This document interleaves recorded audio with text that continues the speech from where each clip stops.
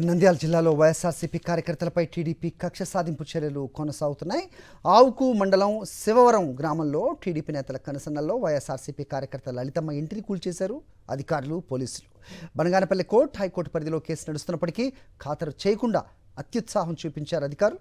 Forgery సంతకాలతో position పట్టాను తీసుకున్నారంటూ వైఎస్ఆర్సీపీ కార్యకర్త లలితమ్మపై case పెట్టి జైలుకు పంపారు టీడీపీ నేతలు.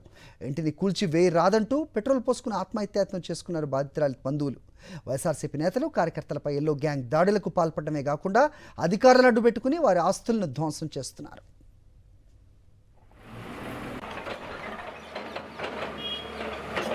నంద్యాల జిల్లాలో వైఎస్ఆర్సీపీ కార్యకర్తలపై టీడీపీ కక్ష సాధింపు చర్యలు కొనసాగుతున్నాయి. ఆవుకు మండలం శివవరం గ్రామంలో టీడీపీ నేతల కనసన్నల్లో వైఎస్ఆర్సీపీ కార్యకర్త లలితమ్మ ఇంటిని కూల్చేశారు అధికారులు, పోలీసులు. బనగానపల్లి కోర్టు, హైకోర్టు పరిధిలో కేసు నడుస్తున్నప్పటికీ ఖాతరు చేయకుండా అత్యుత్సాహం చూపించారు అధికారులు. ఫోర్జరీ సంతకాలతో పొజిషన్ పట్టాను తీసుకున్నారంటూ వైఎస్ఆర్సీపీ కార్యకర్త లలితమ్మపై కేసు పెట్టి జైలుకు పంపారు టీడీపీ నేతలు.